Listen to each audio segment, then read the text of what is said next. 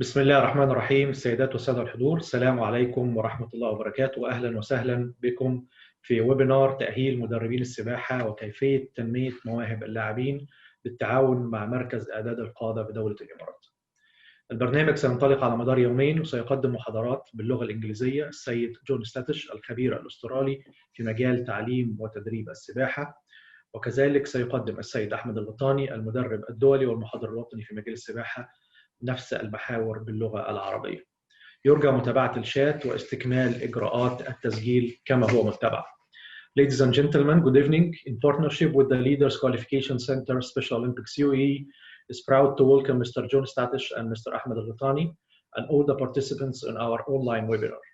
In 2 days, we will enjoy nice talks from John Statish and Ahmed Al-Ghatani from Egypt. Mr. John Statish is the Technical Director of the Aquatic Future Stars Project Abu Dhabi 2021, FINA Expert Presenter, and the Managing Director of the Elite Swimming Performance Australia.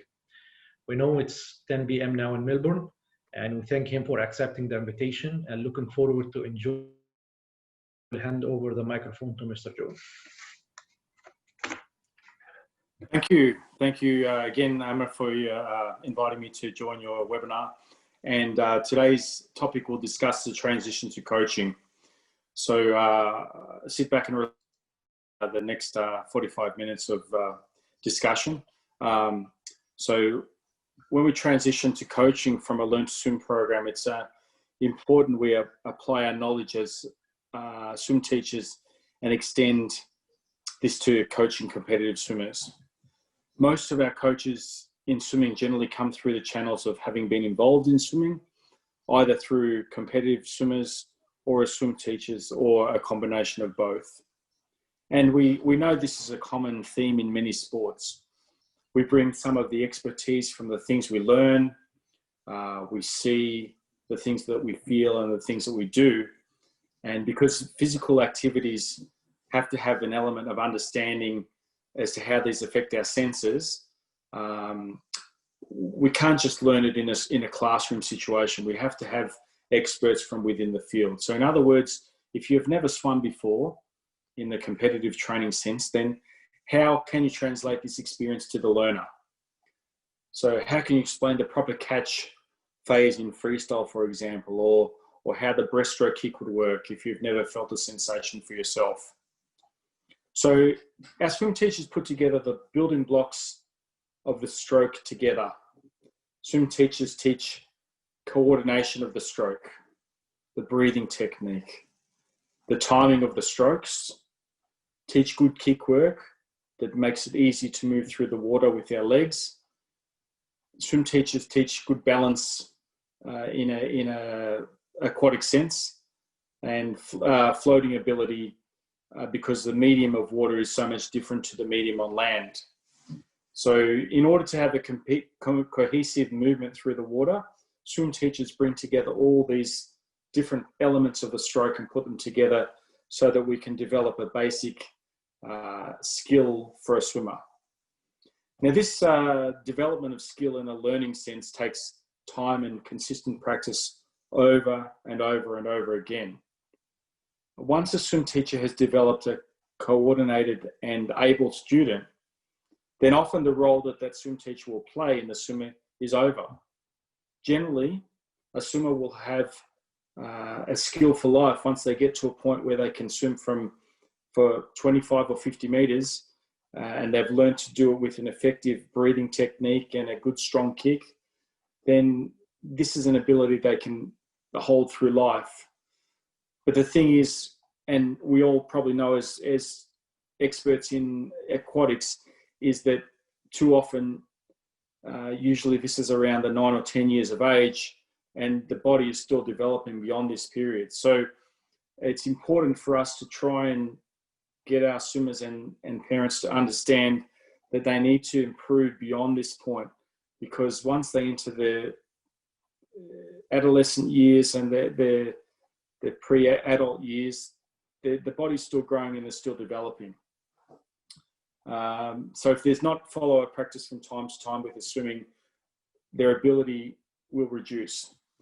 And this is where many swimmers do stop the swimming learning process. For many parents, learning to swim is a safety consideration that the parents invest in. Once they've learned this skill and they can comfortably swim to survive, the aim of the learning has been achieved. So part of our responsibility as aquatic professionals is to try and keep swimming or swimmers progressing through to the squad training level. Even if it's beyond the capacity of the swim teachers to be able to teach this, it's important they work within the coaches of the programs to then develop them through to squad training. I believe all teachers should have an interest in further development of their swimmers. And there are so many reasons we should encourage further participation. One of the big reasons is developing fitness. Swimming is one of the best activities for overall fitness from a body cardiovascular point of view, from reduced injury risk, and also from the release of endorphins to make us feel we've enjoyed the physical activity. From a competition, another reason is from a competition perspective, the ability to partake in further competitions can also be a draw card that we should be trying to encourage swimmers for further participation. A third point is developing social activity, being part of a team and being part of a training group or a swimming fraternity, so to speak. This being a good, strong swimmer can be a good social, good socially, but also good as part of a group. Another reason we should encourage further participation in swimming is for continued stroke improvement and strength and ability. As I mentioned before, throughout puberty and even into the early adult years.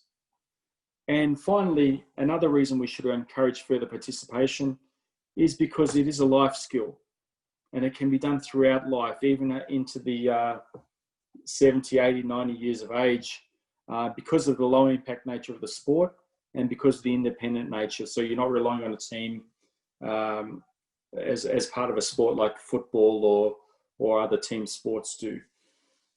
So if you're starting your journey in coaching, you need to have a Learn to Swim program that will feed into your squad training group. I think this is vitally important. You need to have a relationship with a Learn to Swim program that will help feed swimmers into your training program.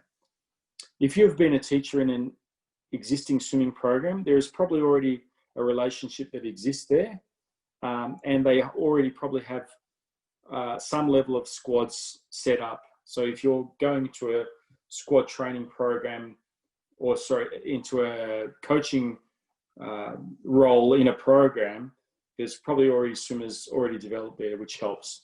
But the reason I say it's very important is generally the uptake of swimmers from a Learn to Swim program into squads is very low. Maybe, if you're lucky, 5 to 10%, but I would suggest it's probably lower than 5%. And it would be much harder to recruit squad members outside of this. So the slide you have up there is where to start, and that's where we'll discuss next. Where do we start our journey as coaches? So recruiting members to your squad is an important and necessary part of the process. In some ways, you're not unlike any other business. You have to market yourself. You have to sell the concept of what coaching brings to the swimmer. So at this point, you want to market the benefits of what you're offering, just like you might be selling carpet or some other good or service. So for the parents, the focus is less about water safety now and more about sports and fitness, which is often a very difficult sell because you're competing against other factors like other sports activities a swimmer may have, other commitments outside of schools, for example, music lessons or religious activity or something like this. You're competing with schoolwork, and as you know, when swimmers get older, there's more homework and more work associated with the schoolwork. And finally, you're competing against family time and social time. So it's a harder sell once swimmers have learned to swim to then move them into squad training program. Once you've established that a swimmer is ready to transition from a learn to swim program into a squad, it's important then to communicate and sell the idea either directly to the swimmer and through the parents. I guess it depends whether you have an existing relationship with that swimmer. So if you do have that relationship, usually that swimmer will be more approachable and will understand the idea that you're trying to get them into another level of swimming. If not, my normal channel will be to discuss your idea with the parents first, so they can have an understanding of what is involved. And one of the things I find from my discussion with parents is they're often worried about having to overcommit in terms of what is involved, because the first thing they think about is multiple training sessions, early mornings, and they start to worry that's a big commitment, which it's not. It should not be at a junior level. So generally, if we can discuss with the parents, they're able to process this information and not be too overwhelmed, where children might be quite overwhelmed with the idea. So any discussion you have with the parents should involve some of the following points. We want to continue the development of the swimmer to strengthen their ability in the future, make them stronger and safer. I think this is a very important point. We want to stress the benefit of physical activity for mental well-being and recreational benefit, and the release of the good endorphins in our body, in the swimmer's body, I should say. We want to emphasize the fact that adolescents are still in a growth phase, so they need to continue with some form of practice to maintain technique and development through those years. We also want to advise them of the potential to transition into competitive swimming as well, which is also part of the conversation. We want to also make the point of them being part of a swimming team or part of a swimming community that shares equal values and has equal experiences, which by and large should be positive experiences. And finally, and I know this is a very big point, we want to make sure that the discussion focuses on getting children active and away from technology and devices, because this has become a very universal problem with children everywhere.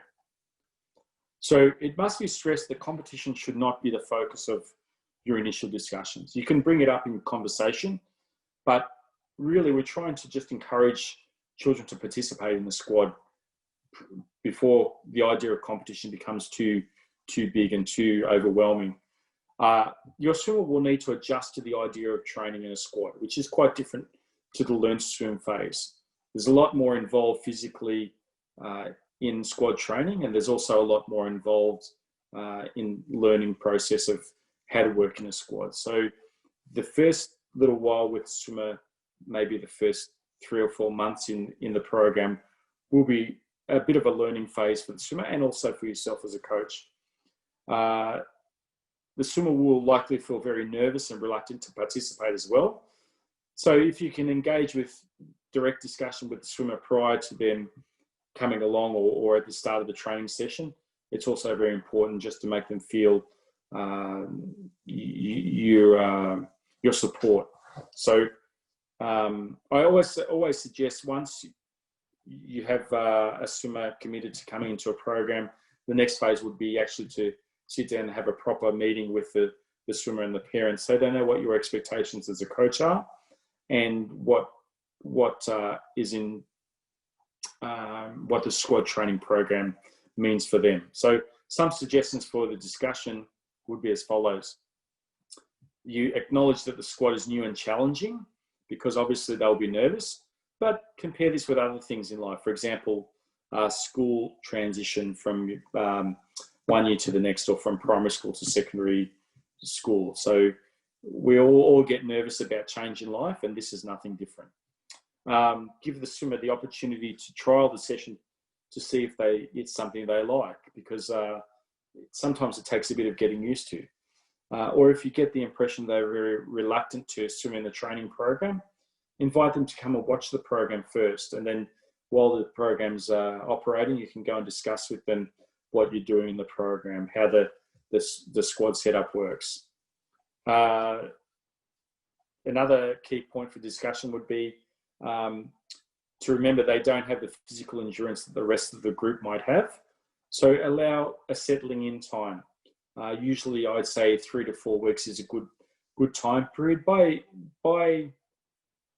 the 3rd or 4th week, you usually find they've made enough adjustment into the squad to be able to then feel part of it, or at least join in the back of the group and keep up with the squad to a point.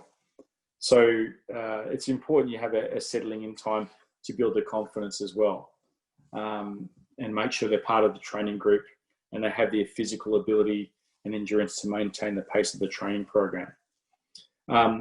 Also, a key point would be to let them know you will allow them to rest when they need to while they're adjusting.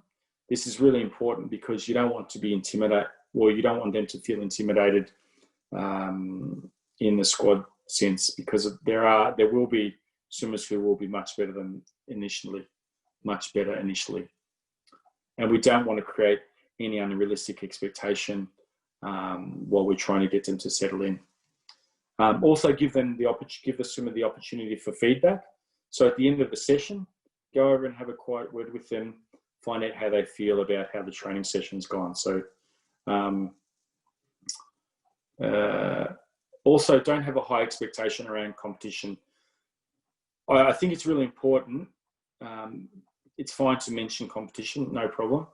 But I generally think competition comes with being part of a training group and should be encouraged but not expected. So we'll talk about competition a little bit later as well. So make the focus of transitioning into the squad around enjoyment.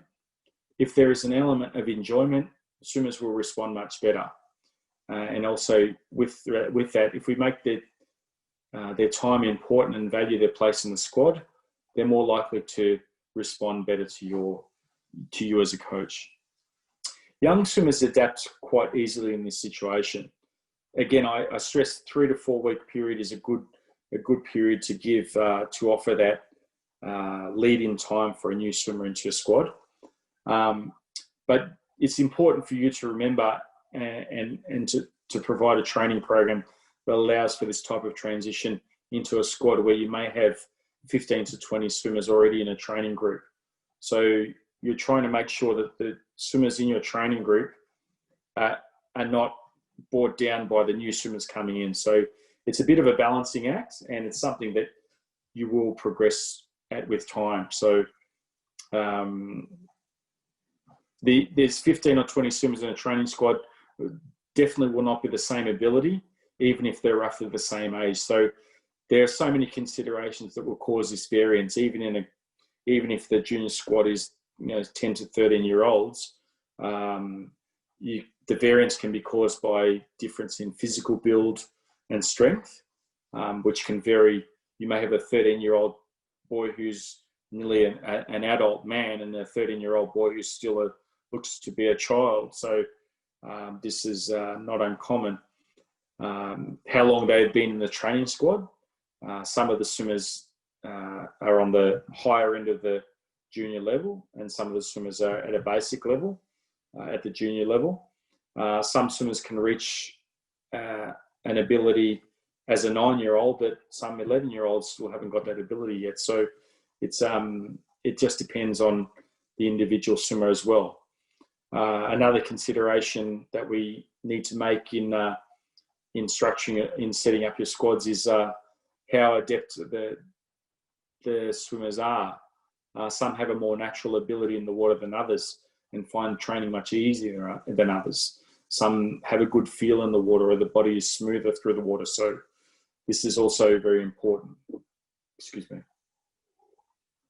Some swimmers may already be racing in competition as well. So these swimmers have an understanding of the need for training, and also the racing experience helps them train with a greater focus and a great intent.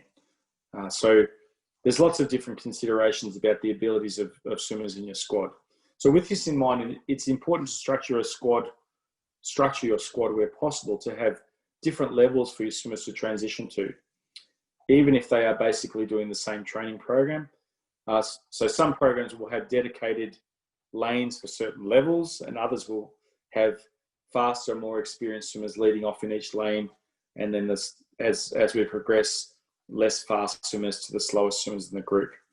And this type of setup allows then, once swimmers have reached a certain level in the junior program, to then progress to a senior program where they have demonstrated the ability to train with that higher group. And then it's a constant flow of swimmers moving through from a learn to swim program to your junior squads, and then you feed them to a more senior squad.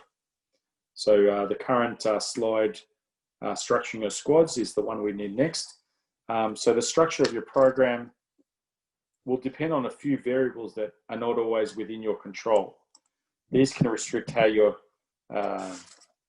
program may work. So things like the lane space you have available to use, the pool hire restrictions that you have, and the times available. So, for example, you might only have access to 2 lanes at 7 p.m. to 8 p.m. or 7 to 8:30 p.m. And you may have to share a space with another coach, or some variable that doesn't make your coaching easy. It actually creates problems for your training program. And this is a very common problem within a lot of coaches have to deal with, the space that they have to coach with, and also the cost, the lane hire cost that they have to deal with. And whether that problem exists in the UAE, I'm sure it does to some degree. If you're part of a coaching group, you may actually be allocated pool space and squad times that you have to work with. These are never ideal, but this is the reality of swimming, that we need a pool to train in. There's no, generally in training sense, most training is done in a swimming pool. And the other reality is that pools are very expensive to run and maintain. So unlike many other sports activities, there's a much greater cost incurred in the process of providing that pool. And that reflects on the fees that you may have to charge your swimmers as well. One idea I suggest is, if you're able to have split times for your squad, it may be a good idea to have a squad time for a younger, less experienced group where you can do a lot more technical work, and then have a second squad that they can transition to, still with juniors, but with more capable and more experienced juniors. So perhaps one group after the other. So my example would be to have a 45-minute to 1 hour session for one group, and then a 1 hour to 1 hour 15-minute session for another group. To be honest, there's no problem at a junior level having 45 minutes to an hour training. It's plenty of training time, but it's up to you how you work the training times. Some coaches like to have long periods of time. My focus and my recommendation is to have short training periods, and maybe multiple sessions, 2 or 3 sessions a week. So another suggestion would be, as a coach, if you have restrictions on the time you get to use the pool and the space you have in the pool, is to allocate a 15-minute time period prior to the session where your swimmers can come and do some get changed into their gear, do some dry land training, some stretching on pool deck before each session. Because generally there's no cost associated with your swimmers standing on pool deck. So they can still do some sort of warm-up activity, have a quick discussion with each other. But what this does is it allows your swimmers to get there, do some warm-up, core body work.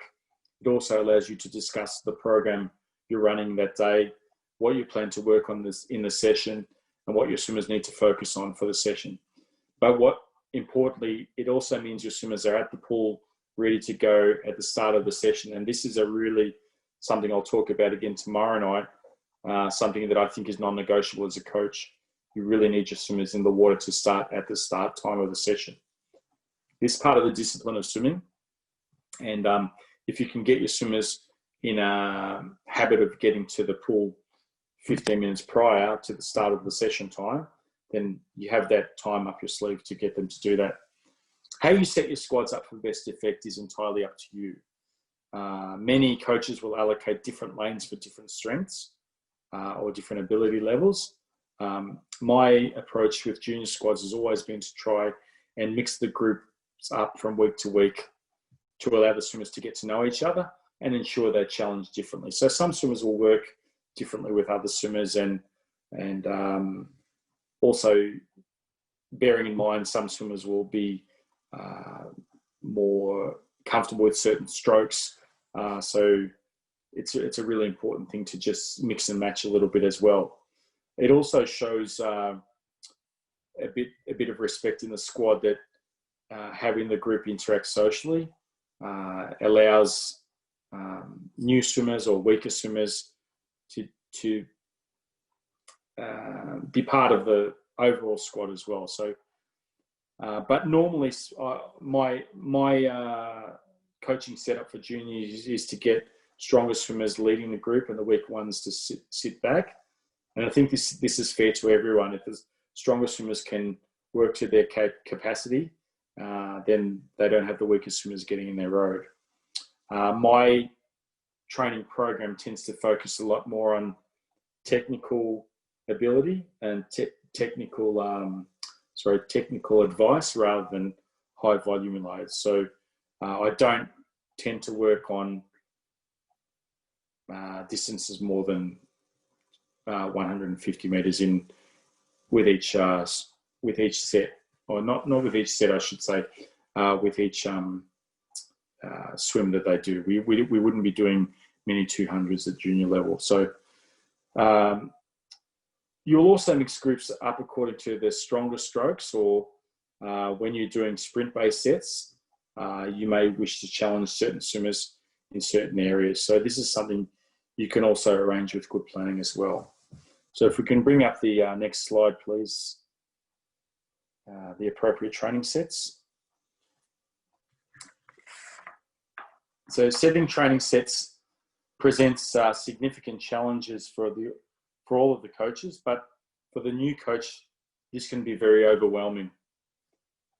Some general rules for coaching I have always implemented for junior squads. To be mindful of the limitations of the swimmers in your squads. Don't extend them or don't overwhelm them with something that's beyond their capability. Be mindful that swimmers are still developing physically and mentally, and we should respect this and not overtrain them. One of the biggest problems in swimming is because this age group improves so quickly, it's very easy for us as coaches to get carried away and think we have to keep pushing them hard where we don't. That there's a time for that, and it comes at a senior level. We need a high focus on technique. A high focus on technique is far more important for developing long-term habits and avoiding injury than just doing high volume sets. So you're better off to just step it back and just focus on getting technique and starts and turns and finishes right than trying to think about how many kilometers we're training tonight. Really, that can, even at the senior level, a lot of coaches still focus a lot on technical aspects as well. So that's a very important one to realise. Some of your swimmers may never be competitive swimmers. They might be doing it because you've suggested it to them, or because the parents want them in a training program for fitness. But they should not be treated any differently to those swimmers that are competing. The way I see it, they're still paying their fees like everyone else, so we should give them equal respect for that. And if they choose to drop out of the program at some stage because they're not going to be competitive swimmers, that's okay. We also need to make sure we set programs that are reasonable and can be done within the timeframes you have. So don't set a high standard, but don't set too much where you run out of the things to do. make sure that the sets you set, whether it's 45 minutes, whether it's an hour, hour and 15, actually, when you break it down, will that fit into that time frame? We don't have to burn our swimmers out early. So 1 hour session a week at a junior level is fine. 2 or 3 is fine. We don't really have to go 4, 5, 6 sessions a week at 13 years and under. To me, it's counterproductive. We need to ensure squad members also have time to pursue other life activities. So we can't say as coaches, you must come to my training program and you can't go and play your football, or you can't go and play your piano, or you can't go and see your friends, because that's not fun for anyone. So we also need to be mindful as coaches that our swimmers have other activities, and some of them will choose, okay, coach, I'm not swimming because I love basketball, and that's fine. They're doing something active, okay? But some swimmers will say, coach, I really love swimming. I want to stay in swimming. So you'll get some, you'll keep some, and you'll lose others. That's fine. But we should not be the ones to tell our swimmers they have to do swimming. That has to come from them. We need to make sure, as another rule that we should put in place for our coaching is, we need to put time and consideration into the programs in all 4 strokes with starts and turns in mind. So I generally suggest you think about a 10 to 12 week schedule that has a really good mix of different skills, kick work, drills for technique, activities that can be fun or that can be specific to strokes, relays, time trials that you know will provide stimulation to your groups, and also mix the program up. Make the sessions surprising and fun so that swimmers don't know the next time they come to swimming, they won't know what they're doing. It comes as a bit of a surprise because nothing worse than doing the same session over and over and over again. Sessions need to be different all the time for your swimmers to be challenged. This is one thing I've learned as a coach, to really put consideration into what you're doing. If you show you're enjoying yourself as well and you're enthusiastic, this will definitely rub off on them. Can we change the slide, please? So the next thing we discussed is developing swimmers for competition. Part of our role as coaches is to develop swimmers to compete. A lot of this will be covered in the next presentation tomorrow afternoon. But right from the start of your swimmer's squad training journey, we can facilitate the groundwork for swimmers to compete.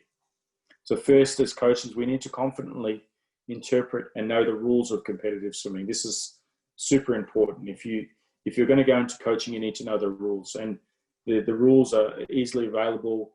If you go onto the FINA website, you can download the rules for swimming, but we need to apply these and interpret them into our training program. And one example, as coaches, an idea we can use is a progression for a breaststroke start, where we might spend 5 minutes just getting our swimmers to start off the wall with a streamline push and a maximum glide for 3 seconds. And then the second phase, we repeat the same thing with a streamline push off the wall, maximize the glide, and then we add the split stroke, and then we incorporate a second glide after the split stroke. And finally, we do the same thing, streamlining from the wall with maximum glide, split stroke, second glide into the first kick, and surface into the breaststroke stroke. This is interpreting the rules of the breaststroke start, and these are the things that a lot of our swimmers aren't becoming proficient at an early age. But I've seen juniors who have a proper knowledge of the breaststroke start win a race because they were not because they were the fastest swimmer, but because they had a good knowledge of the breaststroke start, and they gained a 3 to 4 meter advantage at the start of the race, and they were able to hold that lead into the wall. So that, as long as they had an efficient stroke, they were able to actually develop into that race quite well. This type of coaching, where we coach for technical superior strokes and knowledge of the starts and turns, is far greater for the development and confidence of swimmers in the long term. We're not overtraining them. We're giving them the groundwork for good technical work that they can take into racing. And the racing itself will help them become faster swimmers, for sure. But we're also developing them for when they go into senior squads and they can push much higher volumes. So there's plenty of time when swimmers are fully developed physically for them to build endurance and high volume training sets. So aside from technique work and starts and turns, one of the best ways to introduce competition is from within your training program. For me, many of my advanced learn to swim students and junior squad swimmers will do a time trial every 3 weeks in freestyle. So for the advanced learn to swim, we do a 30-meter time trial. And for the junior squads, we do a 60-meter time trial. So we operate out of a 15-meter pool. And my emphasis is not about beating other members of the squad, but by keeping accurate records, either written in a folder or on an iPad. So you can give your swimmers instant feedback on their time improvements. And the great thing is that at junior level, swimmers are consistently improving their times. Usually every time they swim in a 3-week time trial, they're going to get close to their time or they'll beat their time. So it's a good time to be able to start incorporating competition. And they're improving their times because, one, they're getting stronger with their swimming, they're growing physically, and they're refining their strokes every time they swim. So by having them see this consistent improvement in time, usually over a year or a year and a half, can also help them to encourage further competition in a proper racing environment. So as I said before, my suggestion is to have a 10 to 12 week plan that we can incorporate some elements of racing. This could be a special race series organised within your swim program or within the club you're associated with, or racing program against other clubs. Coaches can work together to organise special club meets.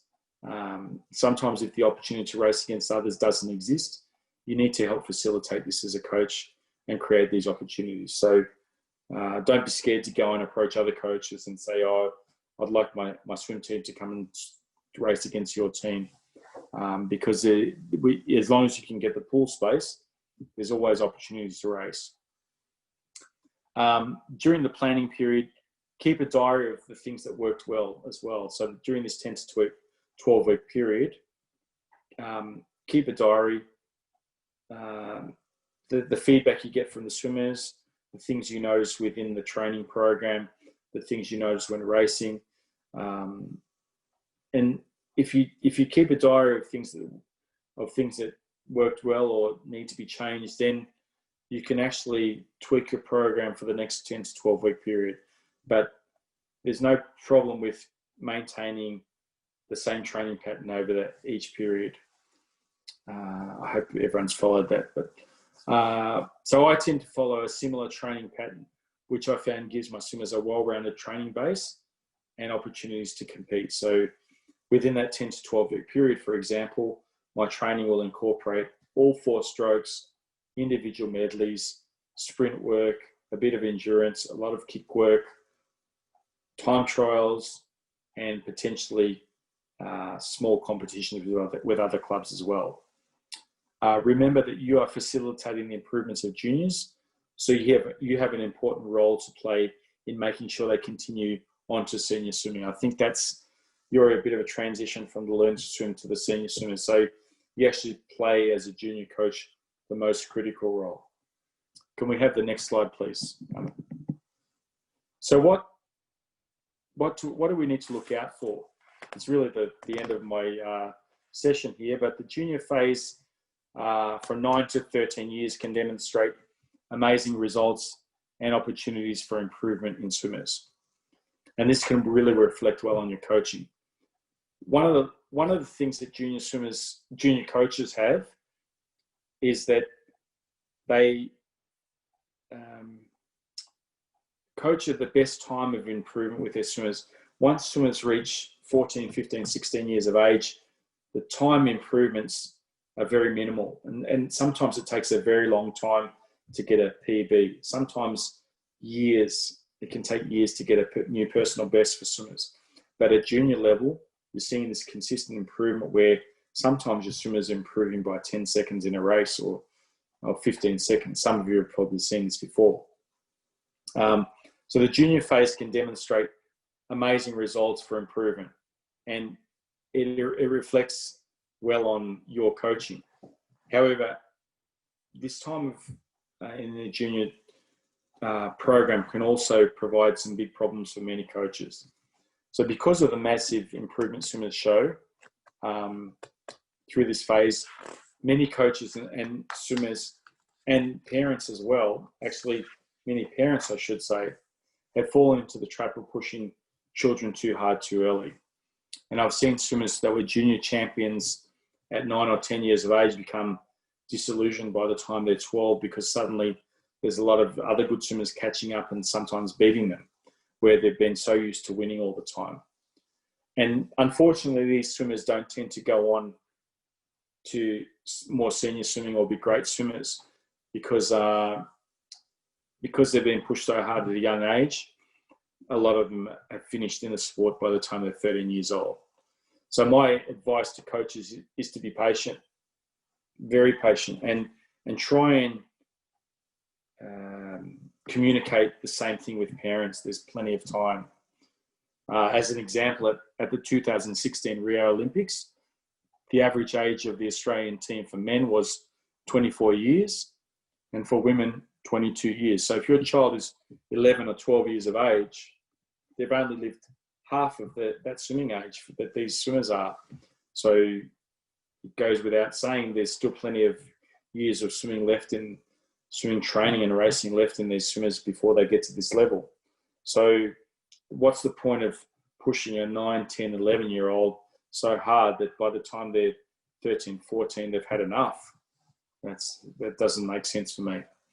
But what we can do is we can use our parents to be involved and keep the parents informed of their child's progress. So often when your swimmers reach a certain level, parents become very involved because they feel they've got a vested interest. They're paying the fees for their swimmers to come and train, but also it's the excitement of watching their swimmers or their children progress, and they want to feel part of that, which is great. I think that should be encouraged. But also parents can become almost like a second coach, whispering in the child's ear or giving them advice even though they haven't had the experience themselves. But it's important you keep the parents involved so that they can have an active role in the progress of their child. Because while they're demanding, they are paying your wages too. So it's important. One of the things I've consistently done in the last couple of years is to get the parents of my swimmers take video footage of their children swimming when they race on an iPad or a tablet, because this right there on these videos you take of swimmers, you have a history of the children swimming throughout their development. So that one, they can have this in the future for their own personal records, but also it's very helpful for you as a coach if you want to show swimmers things about their own stroke, how they've improved, or faults they need to work on, or the improvement over time. If you've had footage of them racing a year ago and then footage of them racing now, you can actually compare the two. So it's very we have this technology to have visual perspective, so it's really important. So we need to just be mindful, I guess, in closing, as junior developing coaches, we need to take control. We're in charge. We're the director of the business, so to speak, and we have to take charge of the direction of where we're going. So thank you. I hope you have taken something away from this afternoon session, and I look forward to being with you again tomorrow.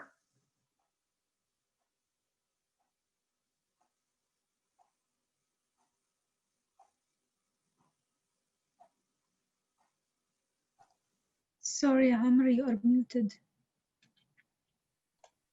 I'm so sorry.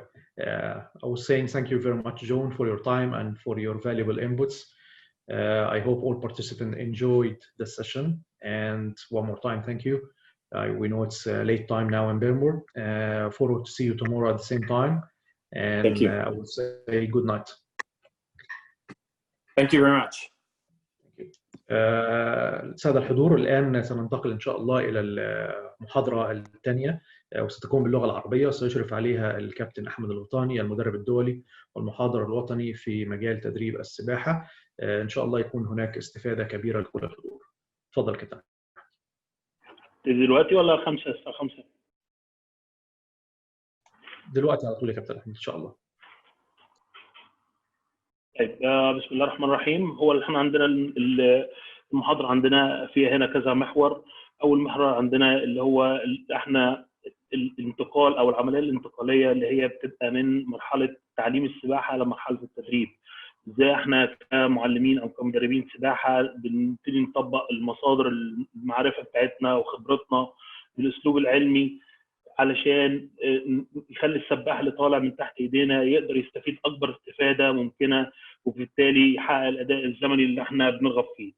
طبعا احنا كمدربين سباحه او كمعلمين سباحه بيبقى الخلفيه بتاعتنا جايه منين؟ دايما السؤال ده في ناس كتيره بتساله. الخلفيه بتاعتنا بتيجي اما انت كنت راجل سباح، كنت لاعب سباحه، مش شرط تكون حتى وصلت لمستوى دولي او مستوى عالمي، ولكن انت مجرد ان انت وظفت السباحه ومارستها، فبالتالي بيبقى عندك خلفيه كبيره بالتدريب واسلوب التدريب. يا اما بتكون جاي عن طريق المجال العلمي، بتكون خريج مثلا تربيه رياضيه، فبتبقى درست السباحه من ضمن المقررات الدراسيه اللي انت درستها، وبدات تمارس السباحه في الكليه، وبعد كده بدات تشتغل في جهه من الجهات، نادي او هيئه او خلافه. فطبعا دي بتبقى الخلفيات بتاعتنا احنا كمعلمين او كمدربين سباحه. طيب بيبقى ليه الموضوع ده بنتكلم فيه؟ لان بيبقى الحركه في الميه بيبقى احساس واصل لينا احنا كمدرب كمعلم. بمعنى النهارده لو انا فاقد الاحساس ده، عندنا مثلا ظريف قوي بيقول لي فقد الشيء لا يعطيه. لو انا مش فاهم النهارده ايه المهاره المطلوبه مني اللي انا اعلمها للسباح، يبقى عمر ما السباح بتاعي هيتقدم. يعني انا النهارده لو مش فاهم يعني ايه الدخول بالدراع من غير طرطشه في سباحه الحره، لو انا مش فاهم ان الكلام ده بيعمل مقاومه للسباح، فبالتالي انا النهارده عمري ما هعرف المهاره، عمري ما هخلي ايديه تخش مظبوط في الميه، عمري ما هخلي ايديه في تحت الميه وهو بيعمل شده السباحه اقول له لازم كوعك يبقى عالي، علشان لو كوعك نزل تحت بقى كف الايد هو الاعلى من الكوع، فبالتالي هيبقى فيه مقاومه زياده في الميه، فبالتالي يبقى انت زودت المقاومه وفي نفس الوقت ما عرفتش تشد الميه، فبالتالي قوه الدفع قلت، فبالتالي الرقم بتاعك بقى وحش وهكذا. فعشان كده الاحساس ده لو انا مش عندي كمدرب او انا كمعلم سباحه وفاهم المهاره دي وعلاقتها ايه بالسباحه وعلاقتها ايه بقوه الميه وعلاقتها ايه بالاداء الزمني بتاع السباح، يبقى انا عمري كده ما هعلمه المهاره. طبعا عمليه المهاره اللي احنا بنعلمها للسباحين بتبقى عمليه مركبه. يعني ايه مركبه؟ طبعا احنا عندنا في طرق التعليم عندنا زي ما كنا بندرس كده في الكليه، عندنا الطريقه الجزئيه والطريقه الكليه والطريقه الجزئيه الكليه، عند طرق كتيره قوي في مجال التعليم. طبعا الطرق اللي احنا بنعلمها في المهارات بتبقى بالظبط بنشبهها زي المكعبات اللي انت بتحطها الاول، اللي بنقسم المهاره لاجزاء او مكعبات، وانت كمدرب بشطارتك وخبرتك بتبتدي انت تحط المكعب فوق الثاني.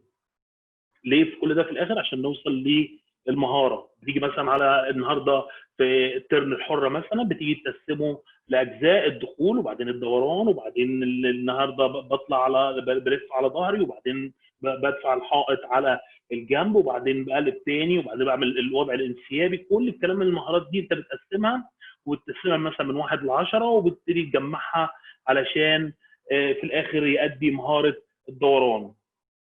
طب مهاره الدوران بس؟ لا، احنا عندنا مهارات كتيره قوي مطلوب مننا زي التوافق، زي مهاره التنفس، ازاي انا اخليه يتنفس بعين واحده، زي ضربات الرجلين، زي وضع الطف.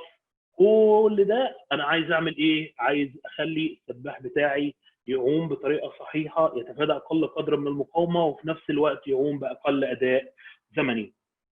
طبعا لما السباح بيكبر في السن بتبتدي تقل موضوع المهاره، بتبتدي التركيز على المهاره انا كمدرب بتبتدي تقل، وفي نفس الوقت ببتدي اطور موضوع التدريب. ولكن احنا النهارده بيبقى في مشكله تظهر لنا كمدربين، ان في بعض المدربين للاسف بيهملوا موضوع الاتقان المهاره، بيقول لك خلاص هو طلع لي بالمهاره دي وخلاص هو ثبت عليها او ثبت على الخطا ده، فبالتالي هيبقى صعب ان انا اصلح له الكلام ده. ولكن الكلام ده غير صحيح يا جماعه. انت بتفضل فوق السباح حتى لو هو كبر في السن، برضه بتفضل تصلح، لان انت كل ما انت بتزود او بتركز على مهاره معينه او بتركز على خطا بتصلحه، فانت بتخلق مع التكرار عاده، فبتبقى عاده بالنسبه له، العاده دي بتتنمى عنده، وفي نفس الوقت يجي في السبق او في الحته اللي انت عاوزه يعوم فيها كويس بتبقى الموضوع ده خلاص ثبت عنده. طيب دايما احنا عمليه تعليم السباحين بنوصفها ان هو استثمار. دايما اولياء الامور لما بيجي يعلموا كهدف اول من الولاد يتعلموا سباحه، بيبقى الهدف هنا مش مجرد ان هو يكسب. النهارده لما باجي انا اخش مجال السباحه ما بقولش والدي ووالدتي لما دخلوني مجال السباحه ما كانش الهدف اللي انا اخش منتخب مصر، ما كانش الهدف اللي انا اخش من ضمن الرانكينج او اخش في بطولات العالم او الكلام ده كله. لا، ده كان هدف بسيط قوي. يا جماعه احنا داخلين السباحه علشان سعادتك ما تغرقش في المسبح لما تروح حته فيها مسبح، او سعادتك ما تغرقش في البحر. فاولياء الامور بيخافوا، فطبعا ده بيبقى استثمار ليهم اللي احنا ندخل الاطفال الصغيره مجال السباحه. وبالتالي لما بنيجي ندي مهاره للطفل فبيبقى الهدف انه دافع منه اللي هو دافع الامان. طبعا بيبقى جزء من مسؤوليات مدربين السباحه ان هو يفضل يخلي السباح يتطور من موضوع ان احنا دلوقتي الشعور بالامان، لان احنا دلوقتي بنهيئه ندخله مجال المنافسه، وان احنا نبقى دايما باصين قدام الراجل ده من خلال الخطه. طبعا الموضوع اللي بتبقى على المدى الطويل، الراجل ده نهايته فين، او الراجل ده انا رؤيتي ليا كمدرب الراجل ده هيروح فين. طبعا احنا الاقتراح بتاعنا ايه؟ الاقتراح بتاعنا ان احنا لازم نفضل نطور في السباح او الخامه اللي تحت ايدينا علشان نوصل بيها على الاقل اداء زمني موجود او مرغوب يعني. طيب في مجالات بتشجع ان السباح عندنا على طول يبقى مرتبط بالفرقه. ايه هي؟ اول حاجه اللي هو ان انا بحسن له اللياقه البدنيه بتاعته. السباح بتاعه لما بيشوف في تحسن في اللياقه البدنيه بيحب الفرقه اكتر وبيتبسط وعاوز على طول ما يسيبش وحده تدريبيه تفلت منه ويبقى على طول موجود معانا. طيب الحاجه الثانيه، الحاجه الظريفه قوي اللي بتقول عن السباحه ان بتنمي روح المنافسه. السباحه لعبه فرديه، اللعبه الفرديه دي بيبقى فيها حته تحدي وتشويق واثاره وحته المنافسه، وتلاقي الولد نازل وروحه عاليه وعاوز يكسب، والنهارده مثلا والده بيحفزه وبيقول له هجيب لك مثلا تليفون، هجيب لك لعبه مثلا في البلاي ستيشن، في تحفيز ما من المدرب، في تحفيز ما من اداره النادي. وطبعا كل عمر بيبقى له الحافز بتاعه. الحاجه الثالثه اللي هو النشاط المجتمعي. ايه النشاط المجتمعي او النشاط الاجتماعي اللي بيبقى مرتبط بلعبه السباحه؟ التجمع ذات نفسه. النهارده انا باجي مثلا بنتفق احنا بنتمرن، وزي الصيف مثلا مفيش مدارس فبنبتدي بنتمرن، وبنيجي مثلا في اخر الاسبوع بنقول لهم والله يا جماعه يلا بينا السينما النهارده، مثلا كلنا هنجمع نفسنا ورايحين مثلا البحر، النهارده هنجمع نفسنا رايحين حديقه ما.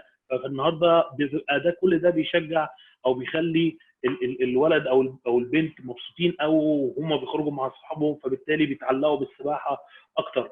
طبعا عندنا تحسن الاداء الزمني اللي احنا كنا بنتكلم فيه. النهارده انا من اول ما بيبتدي الولد او البنت تعلمه ازاي، هنيجي طبعا الموضوع ده قدام بعد كده، ولكن احنا ببساطه خالص بنعلمه ازاي ان هو يروح يعرف الرقم بتاعه، مثلا حساب زي 100 متر او حساب زي 200 متر او 100 باك او 200 متنوع او اي نوع من انواع السباقات الموجوده. خلاص عرف زمنه وعرف ان هو لما بيجي يواظب على التدريب بيتحسن. ساب التدريب فتره، الاجازه، لانقطاع، فبدا الارقام ما تتحسنش، وخلاص ربط موضوع التدريب بالتحسن الزمني. طبعا مهارات الحياه. السباحه بتبقى لعبه مؤثره جدا على مهارات التعامل في الحياه، وبتدي خبره اكبر في الحياه. طبعا احنا كمدربين لما بنيجي في وجودنا في النوادي بيبقى عندنا كذا برنامج تدريبي. بعض المدربين بيبقى معلم ومدرب، بعض المدربين بيبقى معلم بس، بعض المدربين او المعلمين بيبقى مدرب بس. فطبعا لو احنا شغال مع اكثر من مدرب ومعلم، او شغال في نادي وفي تصعيد للفرق، فبيبقى عندي كذا برنامج انا شغال عليه. طبعا البرامج دي لازم تكون متناسقه مع بعض. يعني ايه متناسقه مع بعض؟ يعني كل برنامج بيكمل الثاني. بمعنى النهارده انا راجل شغال في مدارس السباحه، طب مدارس السباحه البرنامج بتاعها والله عايز يوصل الولد لوضع طاقه، او عاوز يوصل الولد مثلا في اخر مدرسه السباحه ان هو بيجيد عومه او سباحه الحره. طيب هيجي بعد كده هدخله قطاع وسط اللي هو احنا بنسميه دايما قطاع البراعم، او قطاع اللي هو الناس اللي لسه اللي هو المرحله الانتقاليه ما بين مدرسه السباحه وانه يخش فرق المنافسه.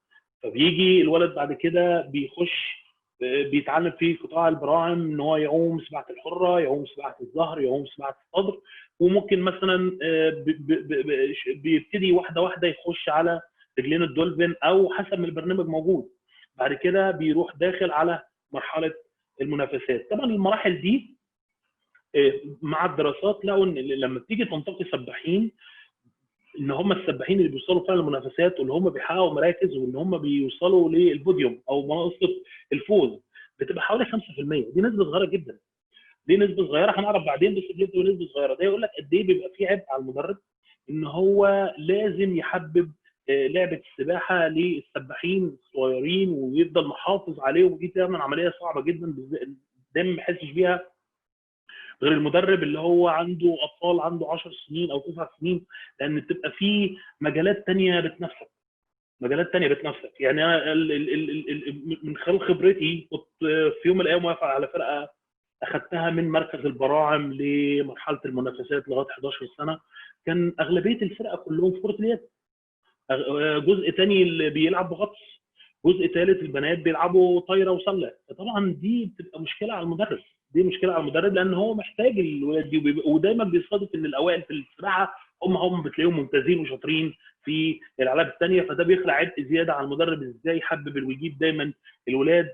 طبعا لازم تاخد في الاعتبار عمليه ان انت السباحه من الالعاب الممله قوي، فان هو الواد بيمارس الرياضه في حمام سباحه، مكان مقفول، مكان محدد، ما فيش مش جماعيه زي اللعب الجماعي، فطبيعي يخلق برضه عبء اكتر. المدرب ازاي يحبب الولد انه يحضر التمرين. فعشان كده دايما بنقول احنا لازم في توافق وتناسق بين برامج التعليم والتدريب المختلفه علشان تقدر تخلي الولد، لو النهارده البرنامج ده برنامج فاشل في التعليم، الولد هيهرب من البرنامج، مش هيخش البرنامج، مش هيبقى مبسوط من البرنامج، مش مبسوط هيبقى جاي متقدر. دايما يقول لك المدرب يقول لك بص الولد جاي متقدر مع ولي امره. ايوه، لان هو مش حابب الميه. ليه مش حابب الميه؟ لان البرنامج بتاع الميه ما خلوهوش يحب الميه. مش شرط المدرب، ولكن المنظومه ذات نفسها ما خلتهوش يحب في الميه، فبالتالي هو شاف صحابه في حته ثانيه فعايز يروح دايما مع اصحابه. طيب المحور الثاني اللي احنا هنتكلم عليه، ازاي النهارده انا كمدرب اسوق لتعلم السباحه. طبعا عمليه انتقاء السباحين بتاع عمليه هامه، ينبغي على المدرب تسويق الفوائد من تعلم السباحه، حيث يكون الاهتمام باللياقه والمنافسه اكبر من الاهتمام من عمليه الغرق والسلامه. طبعا لان احنا دلوقتي انت في مرحله ما، خلاص انت دلوقتي داخل على السباحين، طلعنا من قطاع التعلم اللي هو بيضمن السلامه لقطاع المنافسه، ان انا عايز اهتم بيه بقى ان انا انمي فيه عناصر اللياقه البدنيه زي التحمل والسرعه والتوافق، وكل العناصر دي عايزه تتنمى. فخلاص انا طلعت من جانب الاهتمام بالسلامه الى جانب الاهتمام باللياقه البدنيه. وطبعا مع الاهتمام او اللي انا لازم احطه في اعتباري كمدرب ان انت دلوقتي في مرحله مفصليه وفارقه من 11 سنه و12 سنه و13 سنه، تبقى المراحل دي صعبه قوي لان بتلاقي الولد بيمارس اكتر من رياضه. طبعا انت كمدرب بتبقى دايما احنا بنوصف المدرب ده زي البياع، زي البياع اللي بيجي انت واقف في العربيه بالاشاره او انت في بيتك تلاقي واحد بيخبط عليك ويبتدي يعرض لك المنتجات بتاعته. والله انا ببيع مثلا كروت مش عارف حضور سينما وخد خصم، او ببيع لك مثلا شامبو او اي مكان من السلع، فبتلاقيه بيتنطط قدامك وعامل زي القرد وعاوز يبيع لك اكبر لانه بيبقى له نسبه. وازاي بقى بشطارته يسوق لك، يقول لك لا والله خد دي، انا دي ممكن تعمل لك كذا، وممكن طب انا رابط لك لو انت خدت مثلا 10 حاجات من دي ممكن اديك حاجه ثانيه فري. فالكلام ده هو اللي بيحببك، ممكن تشتري المنتج عشان كده. طبعا انت كمدرب انت برضو محتاج تبقى بياع، ازاي انا اسوق فكرتي يا جماعه، والله انا اضمن لكم مثلا اللي انتوا تتعلموا سباحه معايا، او اضمن لكم ان انت مثلا لو انا بكلم مش بكلم اولياء الامور، بكلم مثلا السباحين، والله انا اضمن لكم ان انتوا تتعلموا سباحه الفراشه في شهر لو سمعتوا كلامي. انت بتسوق اهو في حته تسويق، انت بتربط لهم سباحه الفراشه اللي هي دايما اخده سمعه عند الواد الصغيره، دي صعبه يا كابتن، دي مش بنقدر عليها يا كابتن. لا انا والله لو سمعت كلامي انا في شهر هخليك تبقى كويس، في شهر هخليك تعوم 20 متر، في شهر هخليك تعوم 25 متر، في قدام شويه لا ده انا هخليك تعمل رقم في ال 50 متر. فبالتالي انت بتبتدي تسوق للكلام ده. طبعا بيبقى فيه زي ما بنسوق الكلام ده للسباحين، برضه بنسوق الكلام ده مع اولياء الامور. بيفضل طبعا ان انت في بدايه الموسم ان انت تقعد مع ولي الامر وبتبتدي تتناقش معاه وتقول له ايه المحاور اللي انت عايز تاكد عليها، علشان الموسم بتاعك بيبقى موسم طويل وبيبقى فيه حاجات كتير. فبالتالي اللقاءات الدوريه مع اولياء الامور دي بتسهل لك حاجات كتير، لان دايما ولي الامر ده بيبقى عامل فعال ومساعد ليك انت في البيت. طبعا اهم حاجه بتقولها له الاستمراريه بتاعت التدريب، عشان نطور اللياقه البدنيه ونحسن العوامل اللياقه البدنيه زي التحمل والسرعه والقوه. لازم يبقى فيه استمراريه. يعني استمراريه، انا النهارده بتمرن 6 وحدات او 4 وحدات في الاسبوع، انا عايز ال4 وحدات.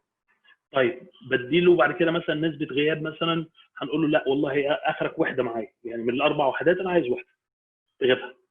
ليه؟ لان انا كمدرب عارف ان هيحصل تكيف وتلاقم مثلا للولد، فبالتالي ممكن هبقى قابل ان في نسبه غياب غصب عني ممكن بقى تحصل نتيجه اي حاجه. فمهم جدا ان ولي الامر يفهم هذا الكلام، مش بطريقه اللي انت بتقعد معاه تديله محاضره في التربيه الرياضيه، لا انت مجرد بس بتوصل له الفكره بكل بساطه. والله يا جماعه ابنكم او بنتكم لو ما حضروش مثلا معايا كذا واحده، لا عندنا نسبه مثلا كذا ممكن انا كمدرب اقبل بيها، لكن اكتر من كده لا، هو عمره ما هيعمل حاجه. ليه؟ عشان احنا هنبتدي نفقد عناصر اللياقه البدنيه. طبعا النشاط البدني مهم جدا ان هو بيطور معايا النشاط الذهني، دايما بنقول العقل السليم في الجسم السليم، ده حقيقه. برضه لازم الكلام ده ولي الامر يفهمه، علشان ان فتره معينه مثلا ممكن تصادف عنده امتحانات، تصادف عنده اي حاجه ثانيه، تصادف عنده انه بيلعب لعبه ثانيه، عنده بطوله ثانيه في حته ثانيه. فالكلام ده لازم يفهمه ولي الامر. طبعا الحاجه المشكله اللي بعد كده اللي بتظهر للمدربين فتره المراهقه. دايما بيبقى فترات المراهقه دي مرتبطه بفتره النمو.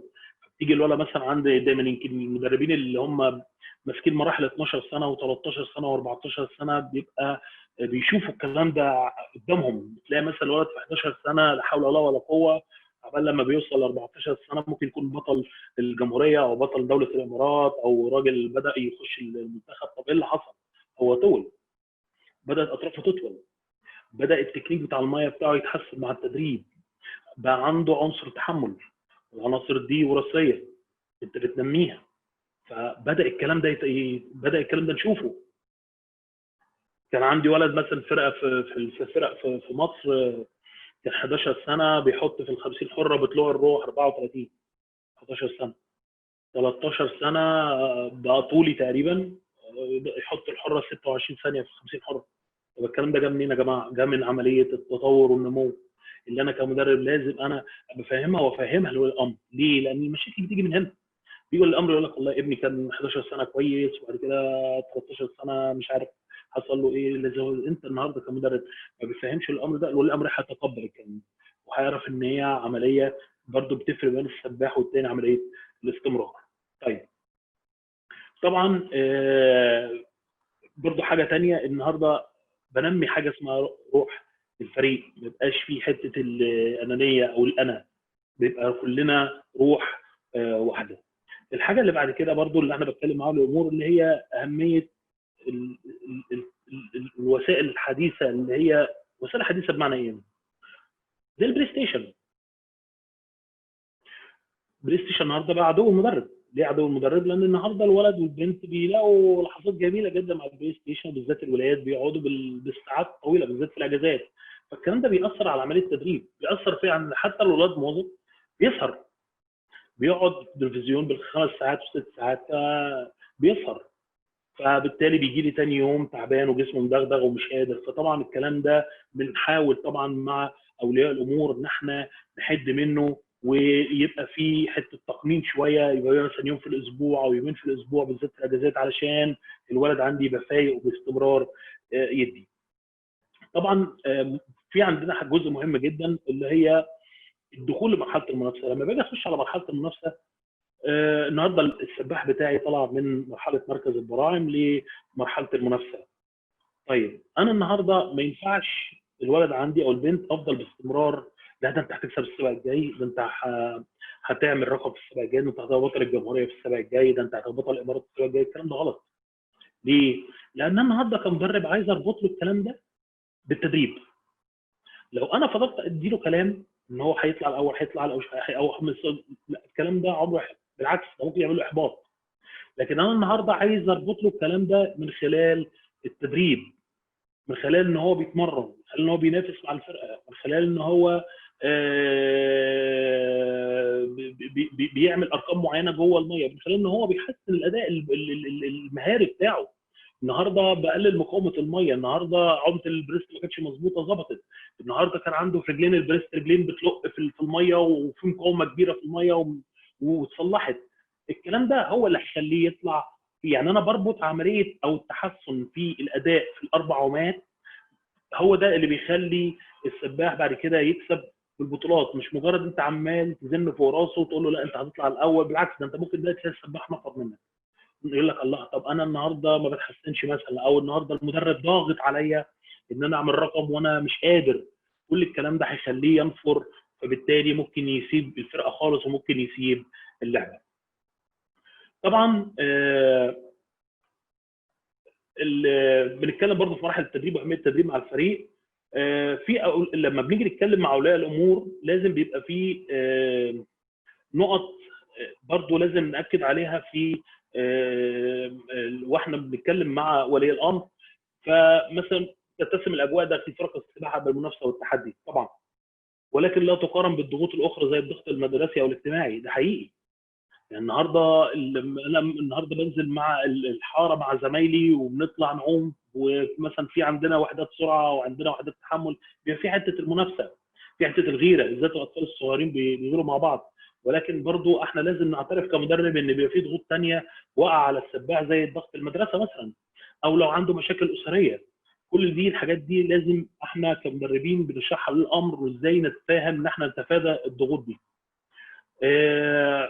في بعض الاحيان لما بنلاقي احنا مشكله، لما بيجي السباح مثلا عندنا جوه الفرقه او لسه واحد جديد منضم عندنا في الفرقه، حاجه من الاثنين: يا بيحب طبعا المجال وخاصه لو عنده اصحابه في الفرقه فبيحب ان هو يعوم معاهم ويبقى مبسوط، يا اما الحاجه الثانيه بينفر. لو الحاجه الاولانيه وهو بيحبها طبعا يساعد بختك، يساعدك انت كمدرب بتبقى مبسوط قوي، لان خلاص هو طالع يعني اتكيف مع الفرقه، يقول لك الله ده جيت لاصحابي هنا مثلا، او جيت لقيت نفسي كويس معاهم، او انا بعوم معاهم، او انا مثلا جيت وكان المدرب بيعمل اختبار ولقيت نفسي النهارده مثلا داخل الثالث على الفرقه. بعض السباحين الصغيرين مش مركزين قوي في الارقام، لكن هو بيركز على ترتيبه جوه الفرقه، فالراجل لقى نفسه مثلا الثالث او الثاني او الاول، يقول لك الله دي فرقه جميله قوي، لا ده انا هقعد. بعض السباحين التانيين ينفر، اللي هي نفسه مثلا مستوى ضعيف شويه، او النهارده يقول لك الله بص يا ماما مثلا، بص يا بابا اللي هو بيعوموا فراشه انا ما خدتهاش في النادي الثاني او ما خدتهاش في الحته الثانيه، يبتدي ينفر ويخاف حاجه زي كده. فطبعا بينصح ان انت اعزمه على التدريب، قول له والله اقعد كده، او بكلم الامر يقول له مثلا ياخد ابنه ويقعد ويبتدي يتفرج على التدريب. وانت طبعا من جهتك بتحاول يبقى في حته المتعه والجمال في التدريب، بحيث ان الولد يبقى مبسوط، يقول لك الله لا انا المره الجايه ان شاء الله هجيب المايو وانزل، ده الكابتن بيلعبهم، ده الكابتن الولاد مبسوطه، الولاد طالعين بيضحكوا، كله بيقول لك هنيجي التمرين الفتره الجايه. فده بيخلي الولد او البنت عنده حماس كبير ان هو يجي التدريب.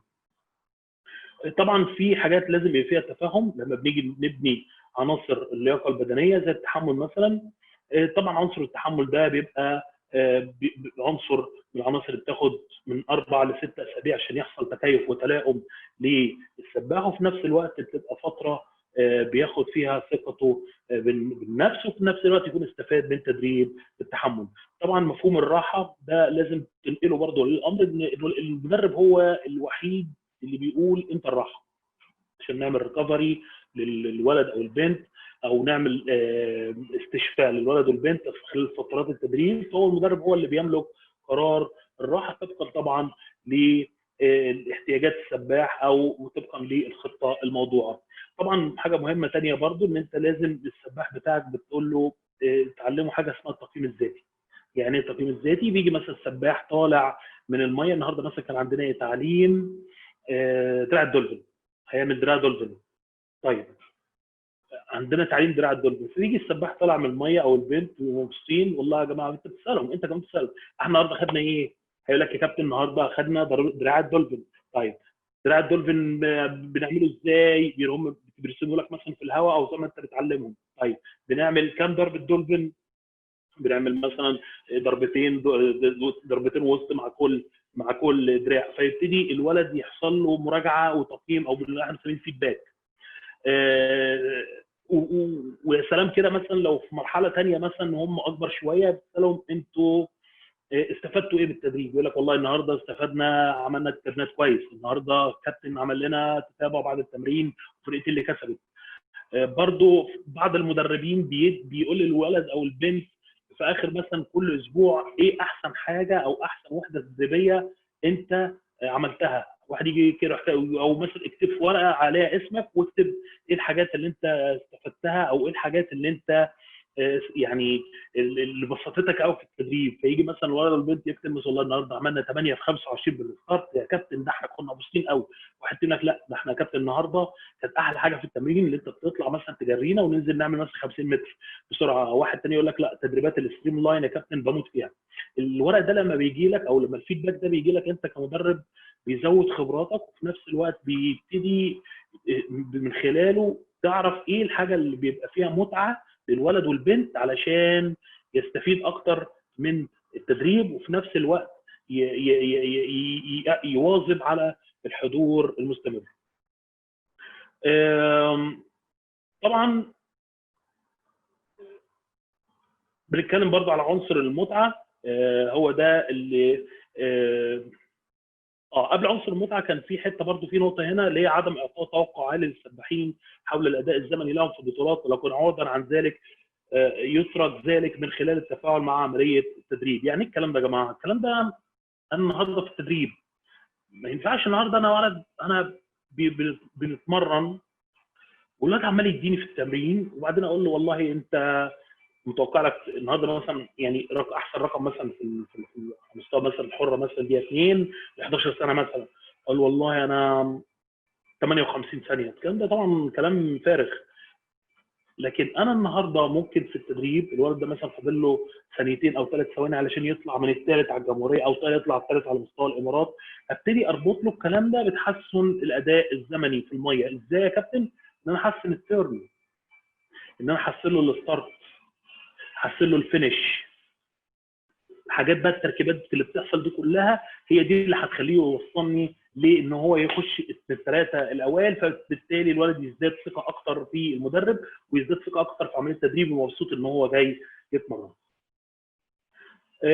طبعا في حاجات واعتبارات لازم انا النهارده كمدرب اخدها في الاعتبار وانا بحط البرنامج التدريبي للفتره الانتقاليه او الفتره اللي هو بيتنقل فيها من فرقه لفرقه او حتى طالع فيها من مركز البراعم لمرحله المنافسات. طبعا الفروق الفرديه في بدأ عندنا في التدريب اسمه الفروق الفرديه. طبعا الفروق الفرديه ده بيخش في كذا حاجه، ممكن عناصر في اللياقه البدنيه خصوصا مرحله البلوغ بيبقى فيها فروق فرديه، العمر التدريبي للسباحين، التكيف والتلاوم للسباحين. بعض السباحين بيبقى فعلا هم في مرحله المنافسات ولكن هم بيبقوا عارفين نقاط ضعفهم. ازاي النهارده ولد وصل لمرحله المنافسه وبقى من الخمسه الاوائل على الجمهوريه او من الخمسه الاوائل على دوره الامارات او الخمسه الاوائل حتى على اسيا. طب يا جماعه انا مش عارف اوصل للاول ليه؟ والله يا كابتن انا رد الفعل بتاع الخط وحش. طب انا يا كابتن والله جيت اعمل الفينش عملته بدري. جيت مثلا النهارده في الستارت من النهارده لما جيت اعمل الستريم لاين طلعت غلط عند عالم الباك. جيت وانا داخل على سيرد الباك عملت لفه دراع زياده. كل الحاجات دي انا براعيها كمدرب واشوف ايه الفروقات ما بين السباحين. طبعا كل سباح بيبقى له النقطه بتاعته اللي انا لازم اعالجها، اللي انا لازم من خلال خطه بكون عامل الكلام ده. طيب لما بيجي مثلا في المحور الثالث بتاعنا بقسم الفرق للتدريب. ازاي اعمل تقسيمه فرق للتدريب؟ ازاي الكلام ده؟ طبعا لازم في عوامل كتيره جدا وانا بحط الخطه بتاعتي. الكلام ده في اول الموسم. طبعا انا بحط الخطه بتاعتي وببقى مع اداره النادي او اداره الفريق، بعرف ايه المسبح اللي هو متوفر او المكان اللي انا هدرب فيه. طيب النهارده عدد الحارات المتوفره لي قد ايه؟ كم حاره؟ الوقت المتوفر لي قد ايه؟ هل في فرق ثانيه معايا في نفس التدريب؟ هل في صيانه للمسبح؟ كل العوامل دي مع دلوقتي كمان بقى المستجد اللي هي الكورونا، فالكلام ده لازم انا براعيه في الخطه التدريبيه بتاعتي. النهارده الكورونا بتفرض عليا والله مسبح من المسابح، بيقول لك والله زي مسبح حمدان مثلا، جمع حمدان بيقول لي والله انا عايز 3 بس في الحاره في ال 25 في ال 25 متر، و6 مثلا او 5 و6 في 50 متر. مش بس كده، ده انت ليك 50 دقيقه بس يا كابتن. 50 دقيقه. طب انا عامل تدريبي ان هو هياخد ساعه ونص، لا النهارده بيقول لي ده 50 دقيقه بس. يبقى انا لازم اعدل الخطه بتاعتي بما تتناسب مع الاجواء بتاعه السباحه، او ايه المشاكل اللي انا ممكن اتفاداها علشان اخلي فيه سير افضل عمليه التدريب، وفي نفس الوقت يبقى فيه استفاده من جرعتين التدريب. مثلا انا النهارده جيت عندي فرقتين، فرقه مثلا براعم وفرقه منافسات، واداره النادي مثلا جت قالت لي والله يا كابتن انت عندك بس ساعتين بس هم اللي هتقدر تشتغل عليهم. طيب الساعتين اللي هقدر اشتغل عليهم باجي اقسمهم ازاي؟ انا عندي فرقه براعم، خلاص يبقى انا هدي فرقه البراعم 45 دقيقه. الكلام ده بيبقى كاتب في الخطه، بتبقى انت كاتبه في الخطه. والفرقه الثانيه بتبقى مثلا ساعه وربع، وبتبقى حاجه ظريفه جدا طبعا لو انت كمدرب ان انت تقول لهم والله يا جماعه قبل ما انتوا تيجي قبل ما نبتدي بربع ساعه اللي هو الاحماء. ليه الاحماء يا جماعه بنعمله؟ والله الاحماء بنعمل فيه اطالات وبنسخن فيه علشان نتفادى الاصابات لا قدر الله في الميه، ويبقى الولد خلاص بقى فريش وينزل يعوم ما يبقاش فيه اي مشاكل. فطبعا كل الكلام ده انا في الخطه. طيب في تقسيم تاني او في حاجه تانيه ممكن المدرب يعملها؟ طبعا انا ممكن لو انا عندي فرقه كلهم مثلا عمر واحد، فانا بقسمهم حسب القدرات البدنيه، بس انا بيبقى عندي تحفظ حسب الموضوع القدرات ده. هقول ليه؟ ممكن مثلا اقسم طرق السباحه، حسب طرق السباحه حسب عدد الحركات المتوفره، بعمل مثلا حاره للدولفين، حاره للباك، حاره للبريست، حاره للحره. ممكن مثلا اقسم حاره للسرعات، حاره للناس الديستنس، حاره للناس الميدل ديستنس، حاره للمتنوع. بنرجع للنقطه الاولى اللي هي موضوع التقسيم حسب القدرات البدنيه. التقسيم حسب القدرات البدنيه ده بيخلق مشاكل. ليه بيخلق مشاكل؟ لان النهارده انا باجي مثلا اقول والله حاره واحد دول التوب بتوع الفرقه، حاره اثنين الناس اللي هم الميدل، حاره ثلاثه للناس اللي هي انا مش عايز اقول كلمه ضعيف او وحش لان الكلام ده بيبقى يعني مش كويس، لكن هنقول القدرات اللي هي اقل، القدرات الاقل. طب الراجل الثالث ده لو انا النهارده ما اديتلوش فرصه بالتساوي مع الفرقتين دول ما عملتش حاجه. ليه ما عملتش حاجه؟ لان الراجل ده هيطفش مني. طب لو طفش اللي هيحصل كتير، ان الراجل ده احنا اغلبيتنا كمدربين شغالين في اكاديميات ومراكز خاصه. الراجل ده عنصر مالي او عنصر مادي. العنصر المادي انا مش عايز افقده، لان فقدته فبالتالي الدخل بتاعي هيقل، فبالتالي هياثر على حاجات ثانيه كتير عندي. فطبعا عايز اعمل ايه؟ لا الراجل ده لازم احببه، يبقى انا ما افصلهوش خالص، ما ينفعش اعمله. طب اعمل ايه؟ ممكن حاجه ظريفه جدا ان انا اجيب ولد كويس وابتدي اجيب الولاد الطب بتوع الفرقه واوزعهم على الحارات، وهو اخليه ورا في الصفوف اللي ورا، بحيث ان الولد الكويس ده يبقى القاطره بتاعه الحاره وهو اللي يشدهم في الحاره. وفي نفس الوقت انا ضربت عصفوره ثانيه بحجر، ان انا ما خليتش الولد ده يشعر بالاهمال والعزله، فبالتالي يفضل معايا في الفرقه، رغم ان انا كمدرب عارف ان هو مش هيوصل للثلاثه الاوائل. طيب بنيجي بعد كده المحور اللي بعد كده اللي هو الجرعه التدريبيه، الملائمه اللي انا لازم احطها في البرنامج التدريبي بتاعي. لازم يبقى فيه كذا اعتبار ان انا اخدهم وانا بحط الجرعه التدريبيه. اولا درجه التكيف والتلائم مقدره السباحين. السباح الناشئ ده بيبقى سباح لازم اعرف ان هو في مرحله تطور بدني وعقلي. يعني ايه الكلام ده؟ معنى كده ان انا ما اقرص عليه قوي، ما اديلوش احمال بالزياده قوي زي ما بيحصل وبنشوف، عشان المدرب يبقى هو كويس وبتاع والنظام يكش تولع واسيبه للمدرب اللي بعديه بقى يلبس. الكلام ده مرفوض. ليه؟ لان احنا المفروض عندنا حاجه اسمها الضمير المهني. الدوري المهني ده بيستلزم مننا ان احنا السباح زي ما الحاجه اللي هو محتاجها ياخدها، زي الطفل الصغير كده اللي تديله الدواء. هل ينفع اديله الدواء بمعلقه كبيره زي الكبير؟ لا، هديله دواء بمعلقه صغيره تتناسب مع احتياجاته والجرعه بتاعته اللي هو محتاجها. فلازم الكلام ده ابقى فاهمه وانا بحط الجرعه التدريبيه بتاعتي. طبعا الحاجه اللي بعد كده اللي هي ان انا بركز قوي على الاداء الفني في الاربع طرق من السباحه بنسبه اكبر من ان انا اركز قوي على حجم التدريب. كان دايما في مدربين اصغر سنا بيجوا يسالوني يا كابتن احنا دلوقتي الراجل بتاع 11 سنه ممكن يعوم 40 كيلو في اسبوع، ممكن يعوم 50 كيلو في اسبوع. مش الحجم. انا النهارده لازم انا خطتي المجموعه الصغيره او الاعمار الصغيره دي، انا عايز دايما اركز قوي على الدريلات والتحسين طرق الاربع طرق للسباحه. هو ده المهم، مش هاممني قوي الحجم. الحجم هيجي، ولكن انا دلوقتي في حاجه معينه عايز اعملها، ان الولاد دي يشربوا المهارات بتاعت الاربع طرق السباحه بالاضافه للستارت والدوران، علشان يبقى في عاده ان الولاد دي تعوم بسرعه يعني كويس، ويبقى عندهم العاده ان هم يعملوا الاداء الصحيح في السباحه. وفي نفس الوقت بتفادى قدام الاصابات، لان مع الطريقه الغلط في طريقه السباحه مثلا في الحره او في الدولفين بتخلق اصابه للسباحين. وشفت السباحين كتير للاسف بيبطلوا في سن 13 سنه و 12 سنه من الاصابه، مش ان هم نفروا او لاي اسباب تاني. زي ما كنا بنتكلم برضو نقطه مهمه جدا، ان لازم انا كمدرب خبرتي بيبقى انا وانا بشوف الفرقه بتاعتي بيبقى عندي سباحين قليلين او مستواهم اضعف، فبالتالي لازم ما اعملهمش عشان العامل المادي اللي احنا بنتكلم فيه. وطبعا لازم براعي التوقيتات وانا بحط خطه التدريب، النهارده عندي الوحده قد ايه، ولازم بنظم او اشوف البلوكات بتاعتي في البرنامج التدريبي تتناسب مع كل وحده. هو احنا هنا بنقترح ان بيبقى في جرعات تدريبيه من 45 ل 60 دقيقه بتناسب المراحل 12 سنه فما اقل. دي مجرد اقتراح ونصيحه احنا بنقولها على اساس ان احنا بنتجنب حته الحرق بتاعه السباح. مرحله البراعم قد تحتاج الى جرعات من 2 ل 4 وحدات تدريبيه اسبوعيا. ليه مراحل البراعم محتاجه الوحدات دي؟ علشان احنا الولاد دي زي ما كنا بنتكلم في اول محاضره خالص، من الولاد دي بيلعبوا العاب ثانيه زي كره القدم والباسكت، فلو احنا فضلنا كابسين على نفسهم وضاغطين على نفسهم ممكن يسيبوا السباحه خالص ويروحوا للالعاب الثانيه، لان هو ده اللي بيحبوا يتجمعوا دايما مع اصحابهم. لازم انا كمدرب ابقى فاهم الكلام ده. ومع التطور والنمو ان هو على طول الولد بدا يلاحظ ان هو بيتطور في السباحه، هو ده اللي هيخليه يحب السباحه اكتر. طبعا لما انا الكلام ده لازم احطه في الاعتبار، بحط اللي هو الخطه طويله الاجل والخطه الميزو سايكل بتاعي اللي هو بيبقى 12 اسبوع، لازم احط فيه كل الكلام ده.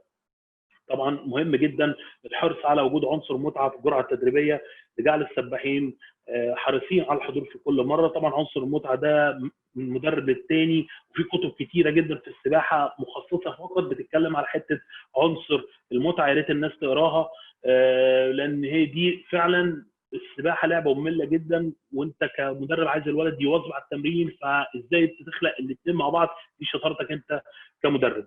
طبعا في المحور اللي بعد كده ازاي انا باهل السباحين للمنافسه. لازم انت كمدرب بتعلم السباح قواعد المنافسه، وبتعلم السباح اللي احنا بنسميها التريكات اللي تخليه يكسب في السباق. يعني لو جينا مثلا في سباحه الصادر، لو جينا في وضع الستريم لاين في اللي انا بعمله بالسباح بعد البيد او بعد الستارت، فبنيجي مثلا نقول له بتعمل مثلا ضربه دولفين صريحه مثلا زي مدارس حديثه دلوقتي في سباحه الصدر بتقول، وبعد كده بعمل ضربه الدولفين، بعديها بعمل شده او الشده ونص بعد كده، وبعد كده بحط ايديا بطريقه معينه، وبعد كده بعمل حركه الريكفري وبتكون ايديا قريبه من جسمي عشان اتفادى المقاومه الكبيره، وبعد كده بعمل ضربه الرجلين. ليه الكلام ده انا دايما يعني على طول بعلمه للسباح؟ لان انا مش ممكن اخلي السباح بالكلام ده ياخد السبق بتاعه 3 4 متر زياده يطلع اول واحد. طب هل السباح ده طلع هو اول واحد عشان هو قوي مثلا؟ لا، ده هو بكل بساطه طبق الاجراءات او التريكات اللي انت علمتها له في السباحه. طب حاجه ثانيه ممكن اعملها، باجي مثلا برضه في بعد وضع البدء مثلا والولد نط في الميه في سباحه الحره مثلا، بيجي يعمل مثلا ضربات ديفونيه، بيجي على وش الميه دايما بقول له ما بياخدش نفس الا بعد اول 3 ضربات. الكلام ده مهم جدا. طب بيعمل ايه يا كابتن؟ بيقلل المقاومه. اغلبيه السباحين بتعمل ايه؟ بتروح طالعه اخده نفس على طول. ده بيعمل ايه؟ بيقلل سرعه قوه الدفع اللي انا خدتها من الستارت، وفي نفس الوقت بيزود عليا المقاومه. فعشان كده الكلام ده بيفرق مع السباحين. طبعا لما باجي برضو اهل السباح بتاعي المنافسه، باهله ان انا يظبط الوضع الانسيابي من خلال دفع الحائط والدوران. هو ده اللي بيخلي السباح يتطور ويبقى عنده الثقه، وفي نفس الوقت مع التركيز التدريب بينمي كمان عنصر التحمل، وبيبتدي السباح يحس بالطفره. طبعا بيبقى احنا كحاجه ظريفه لينا ان احنا هل ممكن المدرب ينمي الاحساس بعمليه المنافسه خلال التدريب مع المراحل الصغيره؟ ممكن. فمثلا يعني كل 3 اسابيع لو انا عندي حتى حمام 15 متر يا جماعه، لو عندي حمام 15 متر ممكن اعمل قياس.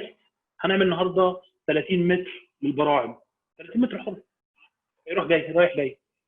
طيب الكبار هعمل له ب 60 متر. طب لو انا عندي 25 متر ماشي، هنعمل 25 متر او 50 متر للصغيرين و100 متر للكبار. طب الكلام ده الهدف منه ايه؟ ان انا اخليهم العيال ينافسوا مع بعض وخلاص؟ لا، الهدف من كده ان انا بعمل حاجه اسمها تسجيل الارقام. تسجيل الارقام ده مهم جدا، ان بخلي الولد او البنت يعرف حاجه اسمها الرقم. مهم جدا. ما يبقاش انت النهارده كمدرب واقف على فرقه عندها 12 سنه او 13 سنه، تيجي الولد تساله تقول له انت عندك كام في المية حره؟ ما اعرفش يا كابتن. طب انت يا ماما عندك كام في المية حره اخر سنه؟ ما اعرفش يا كابتن. الكلام ده خطر جدا. فطب اعمل ايه؟ لا، ابتدي انا من هم صغيرين خالص ان شاء الله، حتى مش لازم حتى عمى كامله، ممكن نعمل ضربات رجلين بالبورد 15 متر او 20 متر او 25 متر واخد الرقم. المهم انا اعلمه ان في حاجه اسمها رقم لازم تحفظه زي اسمك، زي ما بتعلمه كده وهو داخل مثلا في سباحه الظهر، داخل يعمل الدوران او داخل يعمل الفينش، ان هو يبتدي يعد من علم الباك. فالكلام ده يبتدي يلزق. وطبعا عندنا مثلا اللي هو العلم في الصغر او التدريب في الصغر كالنقش على الحجر. فطبعا الكلام ده بيفرق كتير. فطبعا كل الكلام ده لما بنحط واحنا بنحط الميزو سايكل بتاعنا لازم ناخده في الاعتبار. وممكن كمان نحط معاه حته اللقاءات او تدريبات السرعه، او حته اللقاءات اللي انا بعملها مع الفرق الثانيه ومع النوادي الثانيه، بتنمي عنصر المنافسه عند السباح، وفي نفس الوقت بتخليه يعمل ارقام ويبتدي يسجل ارقام وهكذا. يبقى الولد عارف ايه الارقام بتاعته. طبعا انت كمدرب مهمتك برضو ان انت تسجل الملاحظات اليوميه خلال التدريب، ومعرفه العوامل اللي هي اثرت على السباح، او حتى العوامل اللي خلت السباح يتراجع في الاداء البدني بتاعه. مهم جدا عشان تبقى في عمليه تقييم مستمر. ما يبقاش السباح محسن رقمه في السباق وانت كمدرب يعني تبقى مبسوط قوي انه حسن الرقم. طب يا جماعه الرقم ده اتحسن ليه؟ هو ده السؤال. اتحسن ليه؟ هل اتحسن ان انا زودت ضربات رجلين؟ اتحسن السباح ده خف كان عنده اصابه؟ اتحسن السباح ده ما عندوش ضغوط دراسيه؟ اتحسن لان السباح ده بدا يطبق الدريلات اللي انا كنت زودتها في الخطه بتاعتي اللي قبل كده؟ كل الكلام ده انا كمدرب لازم ابقى كاتبه. طيب عندنا اخر محور هنتكلم فيه، محور مهم جدا، وللاسف بيقابلنا احنا كمدربين مشاكل في الموضوع ده. مرحله الناشئين اللي هي مرحله من اول 10 سنين ل 13 سنه 14 سنه، المراحل دي بنشوف فيها العجب العجاب، بنشوف فيها اعجازات في الارقام، ارقام جميله جدا، وتلاقي الولد بيتقدم من سنه لسنه والبنت بتتقدم من سنه لسنه. بس بيحصل مرحله عندنا اسمها مرحله البلوغ، ومرحله البلوغ دي بالذات بتشوفها مع البنات، بتلاقي الرقم بتاعها ثبت. ليه؟ علشان هي بلغت وبدات بيبقى فيها اختلاف في مستويات الهرمونات، فبالتالي الرقم بتاعها بيثبت. بتحصل مشاكل جدا في الموضوع ده. لو انا كمدرب مش فاهم وانا فاهم ولي الامر هذا الكلام، فبالتالي بيحصل لي مشاكل، بتلاقي مدرب ضعيف ومدرب وحش ومش فاهم في التدريب، ويبقى الولد والبنت عرضه ان هم يسيبوا المجال خالص او يروحوا فرقه ثانيه او عند مدرب ثاني.